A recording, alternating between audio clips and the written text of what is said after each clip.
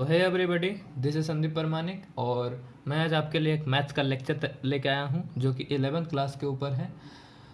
तो गाइज, आप मेरे यूट्यूब चैनल को यदि अभी तक सब्सक्राइब नहीं किए हैं तो आप ज़रूर से जाकर जल्दी से जल्दी कर दो, ताकि आगे की मैं हर एक चैप्टर की लेक्चर आप इस चैनल पे अपलोड करने जा रहा हूँ। तो आप मेरे साथ बने रहना चाहते हैं तो आप ज़रूर सब्सक्राइब कर दें और मैं आपको हर एक डिटेल से हर एक चैप्टर को समझाने का पूरा कोशिश करूँगा। तो चलिए बिना वक्त जाया करें हम लोग 11th का पहला जो चैप्टर है मैथ्स का उसे स्टार्ट करते हैं। और बिल्कुल घबराने की ज़रूरत नहीं है, मैं आपको हर एक चैप्टर को अपने ईजी तरीके से समझाने का कोशिश करूँगा आपको, जिससे ईजिली समझ में आ जाए। सबसे पहले हम लोग थ्योरी पार्ट में कंसल्ट करेंगे, ठीक है। थ्योरी पार्ट को हम लोग अच्छे से समझ जाएंगे, उसके बाद कुछ क्वेश्चंस इजी से हाई लेवल की ओर बढ़ेंगे, ठीक है। तो चलो स्टार्ट करते हैं। हमारा जो पहला चैप्टर है वो है सेट्स, ठीक है। तो सेट्स आखिर होता क्या है, इसके बारे में हम लोग समझने की कोशिश करते हैं। डेफिनेशन क्या होता है? A collection of well defined objects और एलिमेंट। देखो इसको समझते हैं, ठीक है। सेट बोलता क्या है? एलिमेंट जितने भी होते हैं या ऑब्जेक्ट जितने भी होते हैं उनके कलेक्शन क्या होना चाहिए? वेल डिफाइंड होना चाहिए, ठीक है। तभी उसे हम सेट कहेंगे। तो इसको हम लोग समझेंगे जस्ट कुछ 1 मिनट में। उससे पहले हम लोग कुछ इसके बारे में और जान लेते हैं। सेट का जो हम लोग डिनोट करते हैं हमेशा कैपिटल लेटर से, ठीक है। हम लोग सेट को किससे डिनोट करते हैं? ऑलवेज कैपिटल लेटर्स डिनोट करते हैं, जैसे कि ए बी सी कुछ भी ले सकते हैं आप, ठीक है। इसका जो रिप्रेजेंटेशन होता है वो 2 कर्ली ब्रैकेट के बीच में होता है, ठीक है। तो इसको भी हम लोग समझेंगे। कुछ एग्जाम्पल मैं आपको लेके मैं इसे समझा दूंगा, ठीक है। तो जैसे कि कुछ एग्जाम्पल हम लोग लेते हैं, जैसे सपोज एग्जाम्पल इसके बारे में पता करना है कि ये सेट है कि नहीं। तो सेट होने का कंडीशन क्या है कि उसके जितने भी ऑब्जेक्ट या एलिमेंट का कलेक्शन है वो पूरी तरीके से डिफाइंड होना चाहिए, ठीक है। तो अगर मैं किसी इंडिविजुअल से पूछूं कि चलो भाई तुम बताओ कि इंडियन क्रिकेट टीम में बेस्ट प्लेयर क्या कौन कौन है, तो वो अपने हिसाब से कुछ आंसर देगा इस तरह से। धोनी बोलेगा, या तो विराट बोलेगा, ठीक है, युवराज बोलेगा, या इस तरह से वो बहुत सारा प्लेयर का नाम अपने हिसाब से वो ले लेगा। लेकिन क्या मैं दूसरे किसी और को पूछूं तो क्या वो सेम आंसर देगा जो आंसर इसने दिया? तो ये तो वेरी कर गया। तो जब वेरी कर गया तो क्या ये पूरी तरीके से डिफाइंड आपको लग रहा है? नहीं ना है डिफाइंड। चलिए, अगर इस चीज़ में भी आपको क्लियर नहीं हुई है तो दूसरी एग्जाम्पल लेते हैं, ठीक है। जैसे एग्जाम्पल नंबर 2 लेते हैं। मेरे पास दूसरा एग्जाम्पल क्या है? The collection of 10 most talented writer of India. अगर इसके बारे में भी आपसे बात किया जाए तो आपके नज़र में जो भी टॉप 10 मोस्ट टैलेंटेड राइटर होंगे वो उन्हें आप बताओगे, लेकिन क्या उसका हर एक जगह आंसर सही है? आई मीन हर एक जगह क्या सेम आंसर है? आपके नज़र में जो जो टॉप 10 होंगे आप उन्हें बता दोगे, फिर किसी दूसरे को पूछूंगा तो वो उसके नज़र में, तो आंसर तो वेरी कर गया ना। मतलब ये पूरी तरीके से डिफाइंड नहीं है। अगर पूरी तरीके से डिफाइंड रहता तो इसका आंसर एक ही होता, बट ऐसा तो नहीं है। तो इसलिए ये जब नॉट वेल डिफाइंड है, नॉट वेल डिफाइंड, तो क्या मैं इसे सेट कहूँगा? देखो, सेट होने के लिए जो ऑब्जेक्ट या एलिमेंट कलेक्शन है उसे डिफाइंड होना चाहिए, लेकिन इसका जब जो ये प्रॉपर्टी है यही जब नॉट वेल डिफाइंड हो गया तो क्या ये सेट कहा होगा? सेट नहीं होगा, बिल्कुल नहीं होगा, ठीक है। Not a set. उसी तरीके से एक दूसरा एग्जांपल लेते हैं। तो उसी तरीके से हम लोग पिछले वाले को आप समझ गए होंगे कि इसका भी उस तरह से था। तो क्या इसे सेट कहेंगे? बिल्कुल नहीं कहेंगे। समझ में आ रहा है ना बात आपको? अगर मैं दूसरा एग्जांपल लूँ, मेरे पास दूसरा एग्जांपल है the collection of all natural number less then 100। इसके बारे में बात करना है कि ये सेट है कि नहीं। तो सेट होने के लिए इसको हम लोग देखते हैं। अगर बोला जा रहा है कि नेचुरल नंबर का कलेक्शन, नेचुरल नंबर मेरा क्या हो गया? यहाँ पर एलिमेंट्स हो गए। समझ में आ रहा है ना? नेचुरल नंबर मेरे एलिमेंट्स हो गए, उसके कलेक्शन। तो नेचुरल नंबर कौन से नेचुरल नंबर? जो 100 से छोटा है। तो आप जानते हैं नेचुरल नंबर किसे कहते हैं? जो 1 से स्टार्ट होती है। ऑल काउंटिंग नंबर जो 1 से स्टार्ट होती है ठीक है, उसी को हम लोग नेचुरल नंबर कहते हैं। ठीक है, जो 100 से छोटा है तो ऑब्वियसली हम इसे स्टार्ट कर सकते हैं 1 2 3 डॉट डॉट डॉट डॉट कहाँ तक जाएंगे, 99 तक जाएंगे। ठीक है, तो ये जो कलेक्शन बनी मेरे पास, ये जो एलिमेंट्स की कलेक्शन बनी, ये जो एलिमेंट्स की कलेक्शन बनी, ये मेरी वेल डिफाइंड है। देखो इस क्वेश्चन से मैं इसके आंसर अप्रोप्रिएट दे सकता हूँ। ठीक है, तो ये मेरी वेल डिफाइंड है, दैट्स वाई मैं इसे क्या बोलूँगा, सेट बोलूँगा। समझ में आ रहा है ना। दूसरा एग्जांपल और एक लेते हैं, जैसे ठीक है, ये मेरा एक क्वेश्चन है, इसके बारे में पूछा जा रहा है कि क्या ये सेट होगा। तो चलिए इसके बारे में देखते हैं। All vowels of English alphabet. ठीक है, तो इंग्लिश अल्फ़ाबेट का वोवेल्स क्या क्या होता है, ए ई आई ओ यू। अगर आपने इंग्लिश पढ़ा है तो आप ज़रूर जानते होंगे कि वोवेल्स बस हमारे 26 जो टोटल हम लोग के होते हैं अल्फ़ाबेट, उसमें वोवेल्स 5 होते हैं, ए ई आई ओ यू। तो इसका आंसर क्या वेरी करता है, नहीं करता है ना। दैट्स वाई इसे क्या बोलेंगे, ये सेट बोलेंगे, क्योंकि ये वेल डिफाइंड हो गया और इसका जो एलिमेंट्स का कलेक्शन है वो पूरी तरीके से डिफाइंड है, तो इसे क्या बोलेंगे, सेट बोलेंगे। देखिए एलिमेंट्स मैं तभी से बोल रहा हूँ। ठीक है, तो देखो ये जो प्रॉपर्टी था उससे जो मैंने यहाँ पर पाया, मतलब ऑल वोवेल्स बोला इंग्लिश अल्फ़ाबेट, तो ए ई आई ओ यू लिख दिया मैं। तो ये जो टर्म है, ये देखो पहला टर्म, दूसरा टर्म, तीसरा टर्म, चौथा, पांचवा, 5 टर्म टोटल है। तो इसमें जो टर्म जितने भी है इन्हीं को हम क्या कहते हैं, सेट की लैंग्वेज में एलिमेंट्स कहते हैं। तो समझ में आ रहा है ना, एलिमेंट्स भी किसे कहते हैं। तो एलिमेंट्स या ऑब्जेक्ट ये सेम बात है। ठीक है, तो इनकी जो कलेक्शन है वो पूरी तरीके से डिफाइंड है, तभी मैं उसे क्या बोलूँगा, सेट। तो आपको सेट समझ में आ गई होगी। आपको शायद, मेरे को नहीं लगता कि और कोई दूसरा एग्जाम्पल लेने की ज़रूरत है। देखो इतनी हो गई। अब इसमें एक नोट करने वाली बात है, आप जब भी सेट बनाओगे तो उसमें एक चीज़ एलिमेंट्स के लिए इम्पोर्टेंट है, क्या है वो मैं उसे लिख देता हूँ। तो देखो मैंने क्या नोट किया है, 1 element should be written in only 1 time. समझ में आ रहा है, जितना भी एलिमेंट जो भी मैं सेट में लिखता हूँ एलिमेंट्स को, वो एक बार यदि मैंने उसे लिख दिया तो उसे मैं दोबारा राइट नहीं करूँगा। जैसे कि एक एग्जाम्पल मैं आपके सामने रख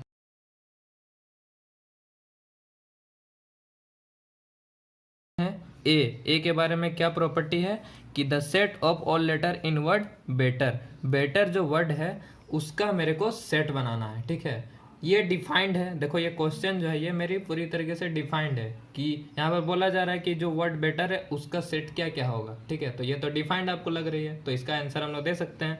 तो इसका हम लोग सेट बनाएंगे, तो सेट बनाने के लिए सबसे पहला प्रोसेस आपको रिप्रेजेंटेशन में बता चुका हूँ पहले कि उससे हमेशा ब्रैकेट से स्टार्ट करेंगे। ठीक है, और इसमें देखो ये जो वर्ड है BTTER, इसमें एलिमेंट्स क्या क्या होंगे, सबसे पहला B, ओके।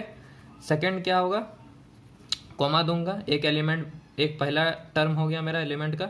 ठीक है, फिर दूसरा E, ओके।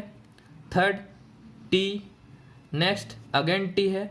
तो क्या मैं यहाँ पर T फिर से लिखूंगा, बिल्कुल नहीं लिखूंगा, क्योंकि देखो मैंने नोट कराया है कि 1 element should be written in only 1 time. समझ में आ रहा है ये बात। एक एलिमेंट यदि मैं पहले लिख चुका हूँ सेट के कलेक्शन पे तो मैं उसे दोबारा राइट नहीं करूँगा। ठीक है, तो उसी तरह से फिर मेरा टी के बाद फिर क्या है, ई है। तो ई देखो मैं लिखूंगा क्या, यहाँ नहीं लिखूंगा, पहले मैं ऑलरेडी यहाँ पर लिख चुका हूँ। नेक्स्ट क्या है, आर, तो मैं आर लिखूंगा। उसके बाद मेरा पूरा वर्ड खत्म हो गया।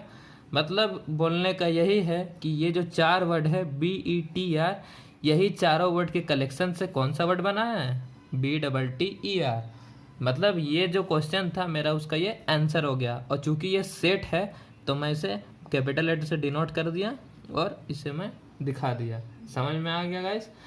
और एक चीज़ देखो, ये जो क्वेश्चन था उसे मैंने इस तरह से बनाया। ठीक है, इसमें एक नोट करने वाली बात है कि इसमें ऑर्डर जो है, ऑर्डर ये मैटर नहीं करती है। ठीक है, ऑर्डर इसमें कभी मैटर नहीं करती है। ऑर्डर मैटर नहीं करती है बोलने का मतलब क्या है कि आप चाहो तो बी को बाद में लिखो, ई पहले लिखो, टी को फिर पहले लिखो, ई को बाद में लिखो, मतलब इधर उधर आप कर सकते हैं। ठीक है, इससे कोई फर्क नहीं पड़ेगा। बस जितने भी एलिमेंट्स निकल के आते हैं आपके क्वेश्चन से उन्हें आपको दिखाना पड़ेगा। समझ में आ गया। तो अब हम लोग, ये तो बेसिक कॉन्सेप्ट था, इंट्रोडक्शन था सेट्स का कि आखिर इसका रिप्रेजेंटेशन और डिनोस कैसे पहचानते हैं कोई सेट है कि नहीं, ये बस था। ठीक है, अब हम लोग इसके आगे बढ़ते हैं। तो आगे बढ़ने से पहले मैं आपको एक बात बता दूं कि कभी कभी आपको ऐसा क्वेश्चन मिल जाएगा कि सपोज लेट ए एक सेट होगा बोलेगा, ठीक है, जिसके अंदर कुछ एलिमेंट्स इस तरह दिए हुए रहेंगे 3 4 5 6, ओके। एंड आपको क्वेश्चन करेगा कि ये जो एलिमेंट 1 है, देखो ये तो क्या है, ये 1 2 3 4 5 6 ये सारा एलिमेंट है, ठीक है, क्या ये ए पे क्या है, मतलब इस तरह से आपको क्वेश्चन मिलेगा। यहाँ पर क्या फिल इन द ब्लैंक्स देगा, 1 fill in the blanks a. तो यहाँ पर हम लोग क्या करेंगे, आपको एक साइन बता देता हूँ, सिंबल बता देता हूँ। यहाँ पर इसको बोलेंगे बिलोंग्स टू, ठीक है। 1 जो है इस सेट पे है कि नहीं, ए का जो सेट है, ए का कौन सा सेट है, ये पूरा सेट ए का है, उस पे जो एलिमेंट 1 है क्या वो बिलोंग करता है, बिल्कुल बिलोंग करता है। दैट्स वाई मैंने इसे क्या साइन दिया, बिलोंग का साइन दिया, ठीक है। उसी तरीके से अगर 4 के बारे में बात किया जाए तो 4 भी बिलोंग करेगा ए पे, लेकिन अगर 8 लिखा हुआ हो और ये इस तरह क्वेश्चन हो तो आप क्या उसे आंसर क्या बोलेंगे, बिलोंग्स करेगा क्या, 8 है क्या, ए का जो सेट है उसमें तो 1 2 3 4 5 6 ही एलिमेंट है, 8 तो नहीं है। तो 8 जब नहीं है तो उसे belongs to, not belongs to का हम लोग इसे यहाँ पर साइन इस तरह से देंगे। तो समझ में आ गई बात। चलिए अभी हम लोग इसके नेक्स्ट आगे के टॉपिक करते हैं। तो हमारा जो नेक्स्ट टॉपिक है वो है सेट को लिखने के उसके फॉर्म, ठीक है। तो सेट जो है वो दो तरीके से लिखा हुआ मिलता है, set is written in 2 forms. पहला क्या है, set builder form, and next है टेबुलर फॉर्म या रोस्टर फॉर्म। हम लोग एक एक करके दोनों को समझने की कोशिश करते हैं कि ये दोनों होते क्या है, ठीक है। तो सेट बिल्डर फॉर्म, जब भी स्टेटमेंट में कोई सेट आपको लिखा हुआ मिले तो उससे हम सेट बिल्डर फॉर्म बोलेंगे, और जब भी कोई सेट इस तरह से रिप्रेजेंट हो और अंदर में एलिमेंट्स के कलेक्शन के बीच में कोमा यूज किया वो हो तो उससे हम क्या फॉर्म बोलेंगे, टेबुलर फॉर्म, रोस्टर फॉर्म। आपको नहीं समझ में आया, कोई भी दिक्कत नहीं है, इसे और अच्छा से गहराई समझते हैं। जैसे कि suppose that A is a set of x such that, ठीक है, क्वेश्चन है इस तरह से मिलेगा आपको, ठीक है। मैं अब बस समझाना चाह रहा हूँ कि फॉर्म होता क्या है, ठीक है। A is a set suppose, तो ए जब सेट है तो मेरे को इस तरह से कर्ली ब्रैकेट स्टार्ट कर दिया। एक्स, देखो जब सेट के बारे में बात करूंगा तो या एक्स वाई जेड किसी से भी मैं इसे बताऊंगा, ठीक है। एक्स सच दैट, एक्स किस, एक्स इज ए, देखो सच दैट जो है मैं ये साइन यूज कर रहा हूँ, या तो आप इसे भी यूज कर सकते हैं, ठीक है, दोनों आप यूज कर सकते हैं जो आपको कंफर्ट लगे। तो x such that x is ए, तो ये देखो मेरा स्टेटमेंट है किसके बारे में, ये जो ए जो सेट है वो क्या बोल रहा है, A is a set of x such that, इसको इस तरह से रीड किया जाएगा, A is a set of x such that x is a natural number less than 10। तो ये मेरा जब सेट है तो ये पूरी तरह से डिफाइंड है, आपको दिख रहा है बिल्कुल। तो मैं इसका सेट बनाता हूँ, चलो। तो इसे हम जनरलाइज करके क्या लिख सकते हैं, इस प्रॉपर्टी से, ये जो सेट की प्रॉपर्टी है, स्टेटमेंट है, इससे हम क्या निकाल सकते हैं, एक्स नेचुरल नंबर है जो 10 से छोटा है, तो नेचुरल नंबर 1 से स्टार्ट होता है। तो इस तरह कहाँ तक जाऊँगा, मैं 9 तक लिखूँगा। तो आपको समझ में आ रही है बात, बिल्कुल। तो ये जो मेरी स्टेटमेंट थी यही तो मेरी सेट बिल्डर फॉर्म हो गई, समझ में आ रही है ना। और ये जो मैंने अभी लिखा 1 2 3 4 5 6 7 8, देखो सारा एलिमेंट्स को मैंने लिख दिया, जो ये प्रॉपर्टी था उसी को मैं इस पे उतार दिया, ठीक है। उसी से मैंने डाटा को यहाँ पर लिखा और एलिमेंट्स का अरेंजमेंट कर दिया, कलेक्शन कर दिया, जो comma comma comma comma use कर दिया, और वो भी 2 कर्ली ब्रैकेट के बीच में। तो ये एक सेट है, तो ये किस फॉर्म में आपको दिख रहा है, यही तो है मेरा टेबुलर या रोस्टर फॉर्म। समझ में आ रही है बात आपको। जब भी कोई सेट स्टेटमेंट पे लिखा हुआ मिले तो उसे हम सेट बिल्डर फॉर्म कहेंगे, और जब भी कोई सेट इस तरह से कोमा कोमा कोमा यूज किया हुआ मिल जाए उसे हम टेबुलर फॉर्म या रोस्टर फॉर्म कहेंगे। तो है ना बहुत इजी, ये सिंपल है ना। चलो एक दूसरा एग्जांपल लेता हूँ, लाइक बी इज ए,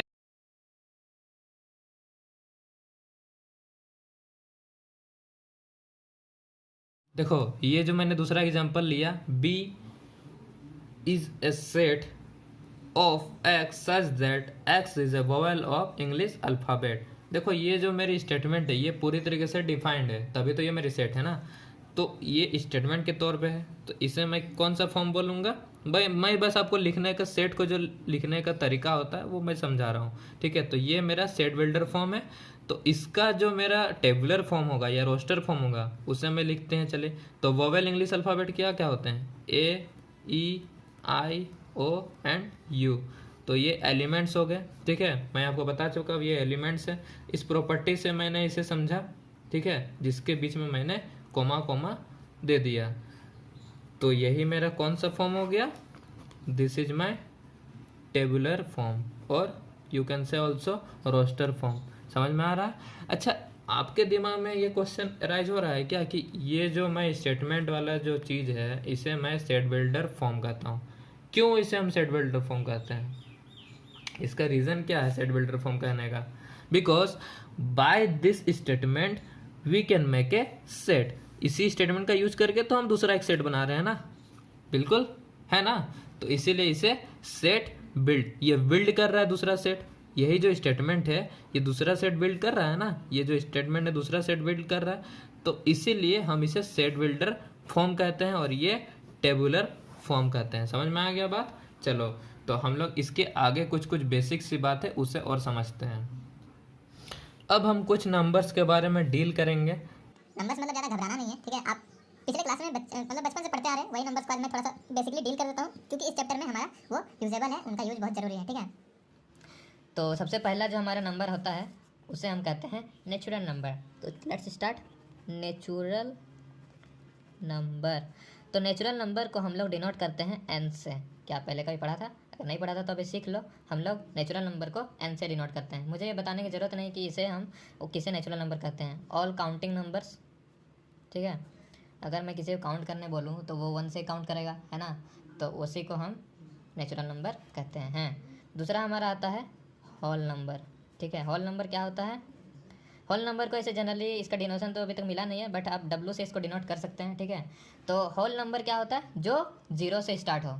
तो 0 से जो स्टार्ट हो, आई मीन बोलने का मतलब यही है कि नेचुरल नंबर से पहले जस्ट आपको एक 0 लगा देना है। मतलब 0 1 2 डॉट डॉट डॉट आप जहाँ तक जा गिन सकते हो, ठीक है। तो उसे हम लोग क्या क्या नंबर कहेंगे? होल नंबर कहेंगे, ठीक है। नेक्स्ट हमारा है इंटीजर। इंटीजर, ठीक है। तो इंटीजर को हम लोग डिनोट करते हैं या तो जेड से या तो आई से। चलो, इंटीजर होता क्या है इसके बारे में क्या आइडिया है? तो इंटीजर क्या है? सारा पॉजिटिव नंबर और सारा नेगेटिव नंबर को अगर मैं मिला दूं तो उसे मैं क्या कहूँगा? इंटीजर कहूँगा। मतलब माइनस इन्फिनिटी टू लेकर प्लस इन्फिनिटी तक जितने भी सारे नंबर है सबको मैं क्या कहूँगा? इंटीजर कहूँगा। हाँ, बशर्ते आपको एक बात का ध्यान देना है, फ्रैक्शन पार्ट नहीं होगा, ठीक है। फ्रैक्शन वाले पार्ट नहीं होंगे। फ्रैक्शन आप जानते हो ना, फ्रैक्शन किसे कहते हैं? पी बाई, मतलब जो बट्टा बट्टा सुने हैं ना हिंदी में I mean P by Q इस तरह का फॉर्म में जो रहा है, ठीक है, वो ही फ्रैक्शन, उन्हें फ्रैक्शन कहते हैं, ठीक है। जैसे 2/1 3/1, तो वो सारे नंबर को नहीं लूँगा, बस सिंगल माइनस, जैसे -1 -2 -3 +2 +3 +5, ये सारे नंबर क्या होंगे? हमारे इंटीजर होंगे, ठीक है। नेक्स्ट हमारा जो है वो है रेशनल नंबर। रेशनल नंबर को हम लोग डिनोट करते हैं क्यू से। अब रेशनल नंबर क्या होता है भैया? इसके बारे में क्या सोचते हैं हम लोग? पिछले क्लास में पढ़ चुके हैं। जो नंबर p बाई क्यू के फॉर्म में हो, वेर क्यू नहीं हो, किसके बराबर नहीं हो? 0 के बराबर नहीं हो। और यहाँ p और q क्या है? इंटीजर है। समझ में आ गया बात? तो p बाई क्यू के फॉर्म में जो नंबर हो, where q is not equal to 0, उन्हें हम रेशनल नंबर कहते हैं। ये तो सिंपल सा डेफिनेशन है, तो आप समझ रहे हैं ना। जैसे चलो कुछ एग्जाम्पल लेता हूँ रेशनल नंबर का, लाइक 1/2, ठीक है। 1/2 ये रेशनल नंबर है। देखो ये p बाई क्यू, ये दोनों इंटीजर है ना, 1 और 2 दोनों इंटीजर हैं। जहाँ नीचे वाला जो डिनोमिनेटर है वो 0 के बराबर भी नहीं दिख रहा आपको, इसलिए इसे हम लोग 1/2 बोल सकते हैं, रेशनल नंबर है। जैसे 23/99, ये भी तो रेशनल नंबर है, ये भी p बाई क्यू के फॉर्म में है, ठीक है। अब देखो रेशनल नंबर के बारे में थोड़ा सा और डिटेल में जानते हैं। रेशनल नंबर के 2 पार्ट होते हैं, एक होते हैं टर्मिनेटिंग और एक क्या होते हैं? Non terminating. Non terminating. अब नॉन टर्मिनेटिंग के भी 2 पार्ट, एक non terminating repeating and non terminating non repeating. ये सब आप पिछले क्लास में पढ़ चुके हैं, तो फिर से इन्हें अच्छे से और थोड़ा ध्यान देते हैं। तो रेशनल नंबर का जो रिपीटिंग नॉन टर्मिनेटिंग पार्ट होता है वो पार्ट होता है, ठीक है। तो इसे भी लिख देते हैं। तो देखो अब टर्मिनेटिंग क्या होता है भाई और नॉन टर्मिनेटिंग क्या होता है भाई, ठीक है। तो टर्मिनेटिंग समझते हैं, जो मैंने दो एग्जांपल लिया इसी से समझ लेते हैं, ठीक है। जैसे 1/2, आप यदि इसे डिवाइड करोगे 2 को 1 से तो कितना आएगा इसका वैल्यू, शायद 0.5 ही आएगा ना, हाँ। तो 0.5 आ जाएगा। तो देखो ये पूरी तरीके से डिवाइड हो गया, तो इसी नंबर को हम क्या कहेंगे, टर्मिनेटिंग कहेंगे। समझ में आ गया बात। अब दूसरा क्या है 23/99, अगर आप इसे डिवाइड करने के लिए आप उतरो, ठीक है, मैदान में अगर आप उतरते हो इसे डिवाइड करने के लिए तो कितना आएगा 0.23232323, ये ख़त्म ही नहीं होगा। ये डिवाइड कभी ज़िंदगी में पूरा नहीं होगा, ठीक है, कभी भी नहीं होगा। जैसे आप 10/3 को आप डिवाइड करके दिखा दो, वो कभी ख़त्म होता है क्या, कभी भी ख़त्म नहीं होता है। जो ख़त्म पूरी तरह से ना हो डिवाइड, उसे हम लोग नॉन टर्मिनेटिंग कहते हैं। और देखो आप एक चीज़ देख रहे हो कि यहाँ रिपीट भी कर रहा है 2 3 तो हम लोग सीखे हैं कि जहाँ रिपीट करता है उसके ऊपर हम लोग एक बार दे देते हैं, आई मीन उसके बाद वही वर्ड रिपीट कर रहा है, ठीक है। तो ये जो नॉन टर्मिनेटिंग और रिपीटिंग पार्ट है, मतलब ये रेशनल नंबर के पार्ट है, ठीक है। तो ये दोनों नंबर मेरे क्या हो जाएंगे, रेशनल नंबर। अब ये मैं इसलिए आपको बता रहा हूँ क्योंकि इसके जस्ट वाला जो मेरा टॉपिक है उसमें कुछ इंटरेस्टिंग है, दैट्स वाई मैं इसे आपको डील कर रहा हूँ। समझ में आ गया। अब नेक्स्ट हम लोग देखते हैं। तो हमारा जो नेक्स्ट है वो है इरेशनल नंबर। इरेशनल नंबर, मैं रेशनल नंबर में उतना दिमाग क्यों लगा रहा था, इसीलिए लगा रहा था ताकि आप उसको समझ सके ठीक से और इरेशनल नंबर में आपको समझने में दिक्कत ना हो। जैसे कि मैंने आपको रेशनल नंबर बताया कि नॉन टर्मिनेटिंग रिपीटिंग होता है, तो इरेशनल नंबर किसे कहेंगे, जो नॉन टर्मिनेटिंग और नॉन रिपीटिंग हो। समझ रहे हैं ना, जो नॉन टर्मिनेटिंग भी हो और नॉन रिपीटिंग भी हो, तो वैसे नंबर को हम लोग इरेशनल नंबर कहेंगे। हाँ, किसी के दिमाग में आ रहा हो कि सबका ये अपना कोड होता है, जैसे नेचुरल नंबर का n होता है, होल इंटीजर का z होता है, रेशनल का q होता है, तो इरेशनल का भी कुछ होता होगा। हाँ होता है, इसका हम लोग p से डिनोट करते हैं, ठीक है। तो चलिए कुछ एग्जांपल इरेशनल का कर लेते हैं, जैसे पाई दैट इज इक्वल टू 22/7, ठीक है। अगर आप इसे डिवाइड करके वैल्यू निकालने जाओगे तो ये भी पूरी तरह से डिवाइड नहीं होता है, मतलब नॉन टर्मिनेटिंग एक हो गया, ठीक है, और रिपीट भी नहीं करता है अपना कोई वैल्यू, तो हर बार अलग अलग वैल्यू मिलता है, दैट्स वाई हम लोग पाई को भी इरेशनल नंबर कहते हैं। दूसरा एग्जाम्पल में अगर अब √2 ले सकते हैं, √2 का यदि आप वैल्यू देखो तो 1.4142135623 इस तरह होता है, मतलब ये बढ़ते जाता है, ये ख़त्म नहीं हुआ है, ठीक है। तो ये नॉन टर्मिनेटिंग भी है, और देखो इसके हर एक संख्या क्या रिपीट कर रहे हैं क्या, सर्टन इंटरवल पे नहीं कर रहे हैं, इसलिए ये हमारा नॉन टर्मिनेटिंग नॉन रिपीटिंग हम लोग का इरेशनल नंबर है। उसी तरह से आप √3 √5 √7 ये सारे नंबर को आप इरेशनल नंबर कह सकते हैं। दूसरी भाषा में यदि आपको समझाना चाहूँ इजी तरीके से इरेशनल नंबर, तो वैसे रूट वाले नंबर जिनका परफेक्ट स्क्वायर ना बने उन्हें हम इरेशनल नंबर कहते हैं। तो ज़्यादा दिमाग लगाने वाली बात तो नहीं है, मतलब वैसे रूट अब बहुत किसी के दिमाग में हो रहा है कि जितना रूट वाला संख्या होगा सारा का सारा को इरेशनल कहेंगे क्या, जैसे √4 is it a irrational number, no this is rational number because it is a perfect square of 2, है ना, इसका हम लोग परफेक्ट स्क्वायर लिख सकते हैं। लेकिन क्या ये सारे नंबर √2 √3 √5 √7 ये सब का परफेक्ट स्क्वायर होता है क्या, नहीं होता है। तो मैंने आपको क्या बताया, जितने भी नंबर जिसका परफेक्ट स्क्वायर बने, ठीक है, वो सारे नंबर को हम लोग इरेशनल नंबर नहीं कहेंगे। समझ में आ गया बात। तो चलो ये सब बेसिक चीज़ थी, थोड़ा ज़्यादा डील कर दिया मैंने शायद, तो आप समझ गए होंगे। नेक्स्ट हमारा होता है रियल नंबर, ठीक है। अब रियल नंबर क्या होता है, अब इसको हम लोग r से डिनोट करते हैं। मैं आपको सिंपल लिख देता हूँ, इससे ज़्यादा डील नहीं करूँगा। अगर सारे रेशनल नंबर और इरेशनल नंबर को मिला दूँ तो वो कौन से नंबर कहलाएंगे, रियल नंबर कहलाएंगे। समझ में आ गया, क्लियर है ना बात। तो देखो मैं ये जो नंबर्स थे ये मैं आपको क्यों डील कर रहा था, इसके पीछे एक खास रीज़न है। इसके पीछे रीज़न ये है कि आपको सेट जब आप पढ़ रहे हैं तो उसमें बहुत सारा क्वेश्चन ऐसा मिलेगा जहाँ पर आपको लिखा हुआ रहेगा सेट बिल्डर फॉर्म में, A is a set of x such that x is a integer. वहाँ इंटीजर क्या पता ना लिखा हुआ मिल जाए, वहाँ मिल जाए x such that x is z less than equal to 15, ऐसा लिखा मिल जाए। तो जेड का मतलब आप समझेंगे नहीं कि जेड आखिर होता क्या है, किसे कहते हैं जेड, तो आप बना पाओगे क्या क्वेश्चन, आप तो नहीं बना पाओगे। इसीलिए मैंने ये सारा चीज़ों को यहाँ पर डील किया, ठीक है, कि आप ये जो मैंने सिंबल यूज़ किया है सबके लिए, इरेशनल नंबर का p, रियल नंबर का r, फिर होल नंबर के लिए w, इंटीजर के लिए z एंड नेचुरल नंबर के लिए n, रेशनल नंबर के लिए q, इन्हें आप अपना माइंड में एकदम बिल्कुल एकदम सटीक रखें, ताकि इससे रिलेटेड जितने भी क्वेश्चन आपसे बनने वाली होगी सारी बन जाएगी। ठीक है, अगर आपके पास बुक के तौर पे RD शर्मा, KC सिन्हा या NCERT मैथ्स है तो आप उसकी पहली एक्सरसाइज आराम से इजीली बना सकते हैं, इतनी सारी कॉन्सेप्ट्स हैं। ठीक है, अब हम लोग का नेक्स्ट टॉपिक होता है वो है सबसेट, तो उस पर हम लोग ध्यान देते हैं। ठीक है, सबसेट हम किसे कहते हैं?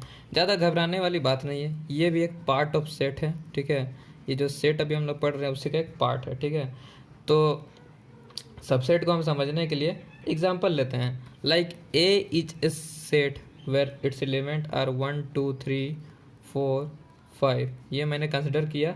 ठीक है, दूसरा कोई एक सेट ले लेता हूँ B, जिसके एलिमेंट है 2 3 एंड 5।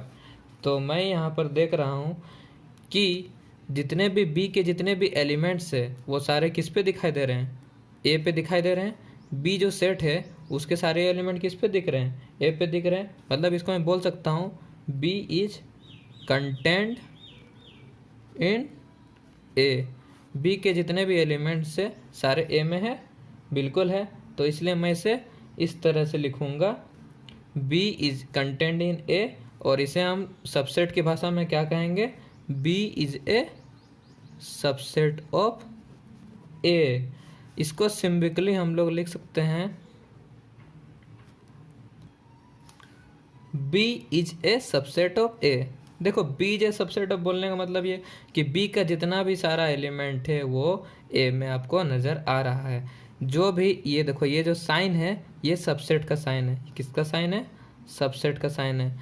जब भी इस तरह लिखा हो रहा है तो B is a subset of A, हम लोग रीड कैसे करेंगे? B is a subset of A, मतलब B के जितने भी एलिमेंट वो A में कंटेंट कर रहे हैं। ठीक है, अब हम लोग इसके आगे बढ़ते हैं। देखो सबसेट का दो पार्ट होता है, एक होता है प्रॉपर सबसेट और एक होता है इम्प्रॉपर सबसेट।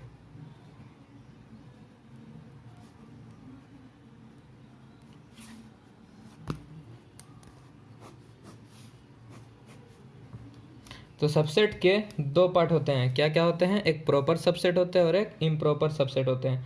तो इसे भी समझते हैं। तो कुछ हम लोग एग्जांपल लेते हैं। तो जैसा कि आप देख रहे हैं कि मैंने कुछ एग्जांपल लिया है। A is a set where its element are 1 2 4 7, B 2 4 7 and D 4 1 2 7। ठीक है, अब हम लोग इस पर देखते हैं। देखो जो B का जो एलिमेंट है 2 4 7 वो सारे A में दिख रहे हैं, मतलब B is a subset of A, ये मैं बोल सकता हूँ। ठीक है, दूसरा आप ये देखो कि जो D के जितने भी एलिमेंट है 4 1 2 7, क्या वो सारे A में है? बिल्कुल है। तो इसलिए मैं इसे भी बोल सकता हूँ D is a subset of A, ये बोल सकते हैं। ठीक है, B is a subset of A and D is also a subset of A। तो आपने क्या देखा कि B का जितना भी एलिमेंट्स है वो A में सारा है, तो मैं इसे क्या लिख दिया? B is a subset of A। आप और एक चीज़ देखो कि जितने भी D के एलिमेंट्स है वो A में है, A के सेट में है, तो उसे मैं क्या लिख सकता हूँ? D is a subset of A and also I can write A के जितने भी एलिमेंट है वो D में है, इसलिए मैं उसे भी लिख सकता हूँ A is a subset of D। ठीक है, समझ में आ गया बात? तो देखो D के भी सारे एलिमेंट A में है और A के भी सारे एलिमेंट D में है। तो जब इस तरह से इक्वलिटी मिल जाए दोनों साइड से, ठीक है, तो मैं उससे जनरली इस तरह लिख सकता हूँ D is a subset equal to A। ठीक है, तो इस तरह का जब भी प्रॉपर्टी आपको मिले तो उसी को मैं इम्प्रॉपर सबसेट कहता हूँ, और जहाँ बस एक टाइप का प्रॉपर्टी दिखे उसे मैं प्रॉपर सबसेट कहता हूँ। समझ में आ गई? क्लियर हो गई बात आपको? ठीक है, अगर कहीं आपको इस तरह से सिंबल मिल जाए लिखा हुआ कि A, इस तरह से आपको सिंबल मिल जाए इस तरह से, A इज क्या है पता नहीं, क्या पढ़ेंगे इसे? ठीक है, B मिलेगा, तो इसे हम क्या पढ़ेंगे? आपने तो देखा है कि ये जब इस तरह से मुंह खुला हुआ जिधर मिलता है तो उसे सबसेट पढ़ते हैं। अभी मुंह खुला हुआ तो एक ही और है, तो क्या पढ़ेंगे इसे? तो आप इसे इस तरह पढ़ सकते हैं, सुपर सेट। इसे क्या पढ़ेंगे? Super set. A is a super set of B। ठीक है, समझ में आ रहा है बात? इसको पढ़ेंगे A is a super set of B. देखो कंफ्यूज मत करना, यहाँ मैं लिख दिया हूँ A is a super set of B. इधर से पढ़ते हो और इधर से पढ़ोगे तो B is a subset of A, और इधर से पढ़ते हो तो लेफ्ट से पढ़ते हो राइट की ओर तो A is a super set of B, और राइट से लेफ्ट की ओर पढ़ते हो तो B is a super set of A. Clear हो गई बात। और जहाँ पर इक्वल के साथ सबसेट की प्रॉपर्टी मिले तो उसे हम इम्प्रॉपर सबसेट कहते हैं, और जहाँ एक तरह की प्रॉपर्टी मिले बस उसे हम लोग प्रॉपर सबसेट कहते हैं। ठीक है, तो आइए इसके आगे हम जो सेट्स के टाइप होते हैं उन पर गौर करते हैं। तो हमारा जो अगला कॉन्सेप्ट है वो है टाइप्स ऑफ सेट। ठीक है, तो हम चलिए इस पर डील करते हैं कि सेट्स के कितने टाइप्स होते हैं। तो सबसे पहला हम देखेंगे फाइनाइट सेट। ठीक है, फाइनाइट सेट हम किसे कहेंगे? ठीक है, सिंपल सी बात है, नाम ही से पता चल रहा है, जिसके एलिमेंट्स काउंटेबल होंगे उससे हम क्या कहेंगे?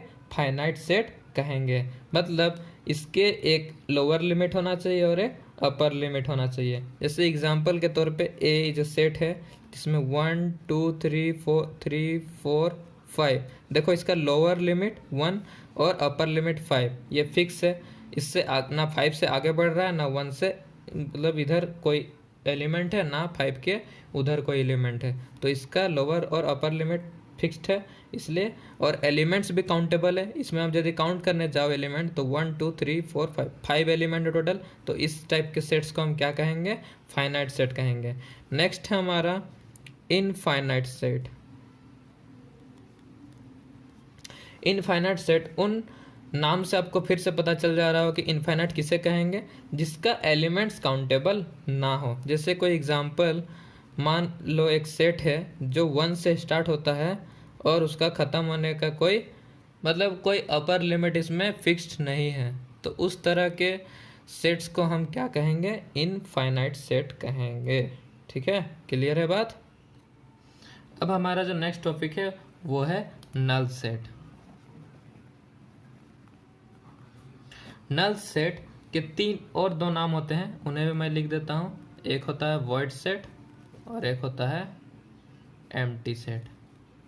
या तो आप नल बोलो या वॉइड बोलो या तो एम्प्टी, तीनों का मतलब सेम होता है। ठीक है, देखो नल से या तो वॉइड से या एम्प्टी से आपको नाम से पता चल जा रहा हो कि क्या होता है। मतलब इसमें कुछ नहीं होगा, इसमें कुछ नहीं होगा, इट कंटेन्स नथिंग। ठीक है, इस पे जहाँ कुछ नहीं मिलेगा उसी सेट को क्या कहेंगे हम लोग? नल सेट कहेंगे। इसको हम लोग डिनोट करते हैं या तो 5 से या इस तरह के एक खाली सेट से। ठीक है, देखो आप कंफ्यूज मत होना। ठीक है, बहुत किसी को ये पता नहीं है कि इससे इस तरह से भी हम लोग डिनोट कर सकते हैं। तो इसे 2 तरीके से डिनोट किया जाता है, या तो 5 से या इस तरह का सेट बनाकर। ठीक है, देखो इसमें कुछ है क्या? नहीं है। इसको और थोड़ा अच्छे से समझते हैं। आपके सामने मैं कुछ एग्जाम्पल रखता हूँ। जैसे कि एक एग्जाम्पल है, जैसे आपके सामने एग्जाम्पल मैंने रखा है x as z x square equal to -5। मतलब कोई वैल्यू आप रख, किसी भी कोई मतलब कोई भी वैल्यू रख के आप -5 ला सकते हो क्या? एक्स के जगह कोई भी वैल्यू, न्यूमेरिकल वैल्यू कोई भी रख के आप -5 तो नहीं ला सकते हो। ये तो पॉसिबल ही नहीं है। ये सेट क्या मेरा पॉसिबल है? नहीं पॉसिबल है। इसीलिए इस टाइप के सेट्स को मैं क्या सेट बोलूँगा? नल सेट बोलूँगा या तो एम्प्टी, क्योंकि कुछ नहीं है इसका आंसर। जहाँ आंसर कुछ नहीं हो उसे हम क्या कहेंगे? फाई। या तो आप ये 2 सिंबल आप इसके लिए यूज कर सकते हो। ठीक है, अच्छा एक इम्पोर्टेंट सी चीज़ है। तो आपको जैसे कहीं एग्जांपल मिल जाए कि इस तरह से आपको मिल जाए और आपको पूछा जाए क्या ये नल सेट है, तो आप बिल्कुल कंफ्यूज मत होना, ये नल सेट नहीं है। क्योंकि नल सेट का तो डिनोशन आप जानते हैं कि इस तरह से होता है। ठीक है, उसके अंदर यदि कुछ है, मतलब ये तो कुछ मिल गया, कुछ नहीं है उसके अंदर कुछ है। मतलब इसको और थोड़ा डिटेल से समझते हैं। जैसे मान लो आपको एग्जांपल देता हूँ, एक फुटबॉल। ठीक है, एक फुटबॉल है आपके पास, आप मार्केट से खरीद के लाए हो। एक फुटबॉल आप मार्केट से खरीद के लाए हो जिसके अंदर हवा है। ठीक है, और एक पिचका हुआ फुटबॉल। ठीक है, पिचका हुआ फुटबॉल। तो आप फुटबॉल जिसमें हवा भरा है उसमें आप खेल सकते हो, लेकिन जो पिचका हुआ फुटबॉल है क्या आप उसे खेल सकते हो? नहीं। तो ये जो है हवा भरा हुआ फुटबॉल वो ये है। ठीक है, और जो पिचका वाला फुटबॉल है वो कौन सा है? ये है। समझ में आ गया? बात समझ में आ गया ना। चलो हम लोग अब नेक्स्ट करते हैं। इसका एक एग्जांपल अब जी आप और एक लेना चाहोगे तो आप ले सकते हो, जैसे कि A is a set where all boys study in women's college. तो पॉसिबल है क्या ये कि वुमेंस कॉलेज में कोई लड़का पढ़े, तो ये इसका आंसर क्या होगा 5 हो जाएगा। समझ में आ गया ना बात। चलो नेक्स्ट हम लोग अब आगे बढ़ते हैं। नेक्स्ट है हमारा सिंगलटन सेट।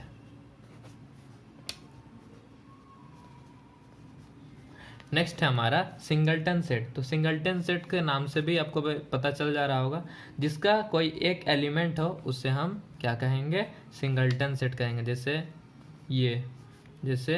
ये ठीक है, जैसे ये, इस सेट को क्या कहेंगे, सिंगलटन। जिसका बस एक एलिमेंट आपको मिल जाए उस सेट को हम सिंगलटन सेट कहेंगे। समझ में आ गया बात। चलो तो कार्डिनल नंबर हमारा एक नेक्स्ट टॉपिक है। तो कार्डिनल नंबर क्या होता है, तो कार्डिनल नंबर कोई बड़ा बात नहीं है, इसको समझते हैं। कार्डिनल नंबर आपने अभी फाइनाइट सेट समझा, ठीक है। तो जितने भी एलिमेंट्स फाइनाइट सेट के होते हैं उन्हीं को हम कार्डिनल नंबर कहते हैं। एग्जाम्पल पे जैसे A is a set, finite set 5 जिसके एलिमेंट है, ठीक है।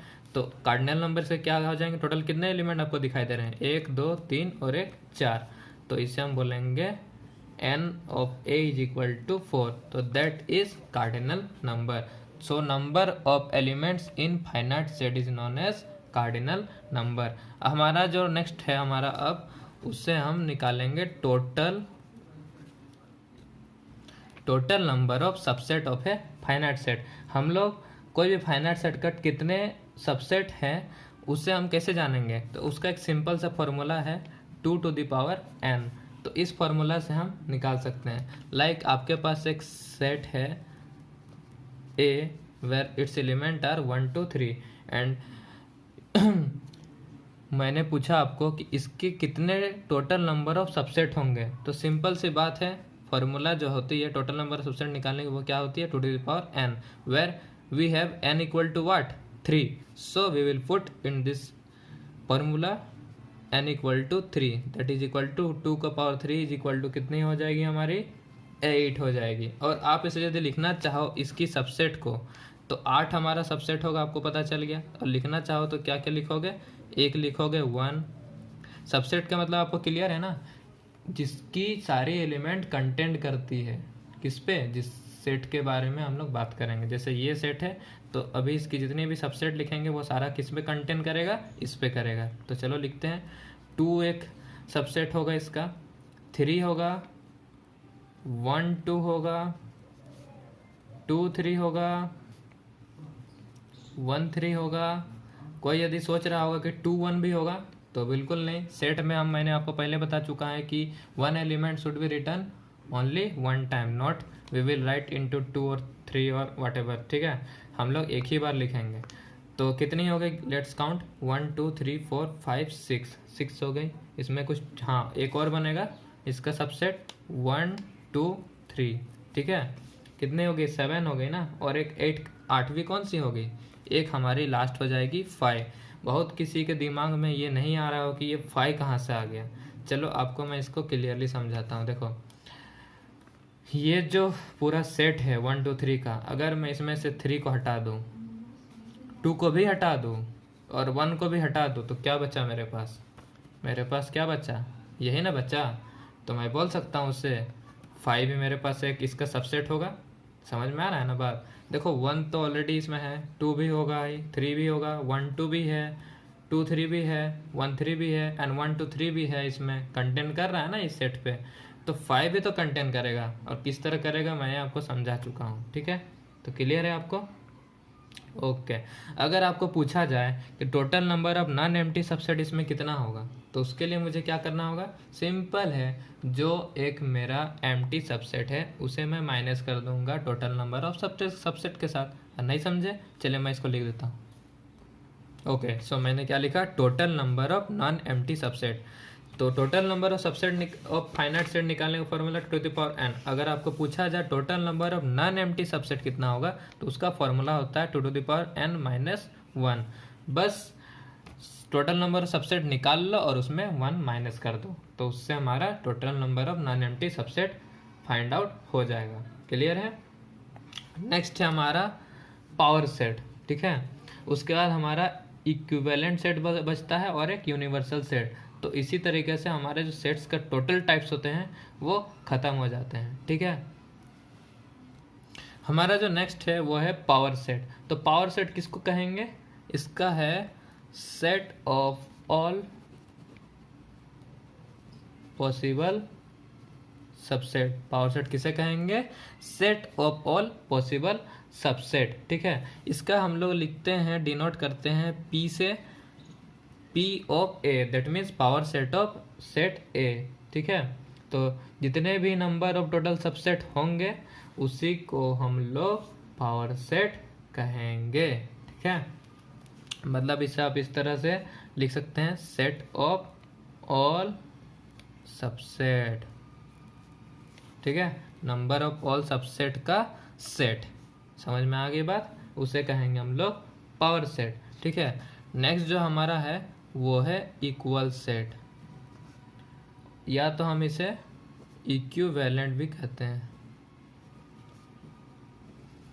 नेक्स्ट जो हमारा सेट है वो है equal set and equivalent set. तो इक्वल सेट और इक्विवेलेंट सेट दोनों को समझते हैं, उसके लिए मैं आपको एग्जांपल लेता हूँ, एक सेट लेता हूँ। Like A is a set where its element are 5, 6, 7 and 8। ये मैं कंसिडर कर रहा हूँ अपने से, ठीक है। और दूसरा को एक सेट ले लेता हूँ जिसका एलिमेंट मैं ले लेता हूँ 2, 4, 7 एंड 9, ठीक है। और एक तीसरा सेट ले लेता हूँ जिसका एलिमेंट मैं ले लेता हूँ 6, 7, 5 एंड 8, ठीक है। अगर मैं आपको पूछूं कि कार्डिनल नंबर क्या है, कार्डिनल नंबर को बताया ना, फाइनाइट सेट का टोटल नंबर ऑफ एलिमेंट्स, ठीक है। तो एन ऑफ ए क्या हो जाएगी मेरी? 4 हो जाएगी, ठीक है। एन ऑफ बी क्या हो जाएगी मेरी? इसके भी 4 हो जाएगी। And n of C is equal to also 4, ठीक है। आप देख पा रहे हो कि ए, बी एंड सी तीनों के पास सेम एलिमेंट है, ठीक है। तो मैं यहाँ पर क्या राइट करूँगा? A, B and C are equivalent. अगर सारे सेट्स, सारे फाइनाइट सेट्स के नंबर, एलिमेंट्स नंबर अगर सेम हो तो उसे हम क्या कहते हैं? इक्विवेलेंट सेट कहते हैं। और अगर कोई दो सेट्स या कितने भी सेट्स हो, उसके अगर एलिमेंट्स सेम हो, नंबर ऑफ एलिमेंट नहीं बोल रहा हूँ, गौर करना, अगर नंबर ऑफ एलिमेंट सेम होंगे तो उसे मैं इक्विवेलेंट कहूँगा। और अगर बस एलिमेंट्स सेम सेम दिख जाए तो उसे मैं क्या कहूँगा? उसे मैं कहूँगा equal sets. Like A and C, you are looking at A and C, look 5, 6, 7, 8 are the elements of A and also 5, 6, 7, 8 are also element of C. So A and C are what? Equal set. तो equal और equivalent में समझ में आ गई आपको। जहाँ पर number equal हो, मतलब इक्वल नंबर ऑफ एलिमेंट हो, उसे मैं इक्विवेलेंट कहूँगा। और जहाँ पर एलिमेंट्स सेम हो, एलिमेंट्स सेम हो, उसे मैं क्या कहूँगा? इक्वल कहूँगा। समझ में आ गई दोनों। इससे हमारा एक लास्ट टॉपिक बचता है, वो है हमारा यूनिवर्सल सेट, ठीक है। तो यूनिवर्सल सेट को हम लोग या तो यू से डिनोट करते हैं या तो एक्स से करते हैं, ठीक है। तो यूनिवर्सल सेट किसे कहते हैं ये आपके दिमाग में आ रही होगी। तो इसको भी एक एग्जांपल लेता हूँ जिससे आपको ये बहुत अच्छी तरीके से समझ में आ जाएगी। Like A is a set where is element are 1, 2 and 3 and B is a set its element are 5 and 6। और एक सेट है जिसका एलिमेंट्स है 1, 2, 3, 5 एंड 6। तो वैसा सेट जिसपे सारा एलिमेंट मौजूद हो, ठीक है, उस सेट्स को हम लोग यूनिवर्सल सेट कहते हैं, ठीक है। मतलब यूनिवर्स में ही आपको समझ में आ रहा होगा कि यूनिवर्स में सारा होता है। तो बहुत सारा सेट्स का जितना भी एलिमेंट है उन सारे सेट्सों के एलिमेंट का समूह यदि किसी जगह आपको दिख जाए, मतलब किसी एक जगह कोई एक सेट पे सारे एलिमेंट दिख जाए तो वो कौन सा सेट होगा, उसी सेट को हम लोग क्या कहेंगे, यूनिवर्सल सेट कहेंगे। ठीक है, इसको हम लोग या तो यू या तो एक्स, बहुत किताबों पे इसको एक्स से भी डिनोट किया जाता है या तो यू से किया, जनरली इसे हम लोग यू से ही करते हैं। ठीक है, तो यूनिवर्सल सेट आपको समझ में आ गया, क्लियर है। तो ये लेक्चर हमारा इसी के साथ ख़त्म होता है। हमारा जो नेक्स्ट होगा उस पर हम लोग और आगे की ये टॉपिक करेंगे। तब तक के लिए अगर आपको ये वीडियो पसंद आया है तो इसे ज़रूर लाइक, शेयर और सब्सक्राइब कर दें। Thank you so much guys and hope आप पढ़ो अच्छा से।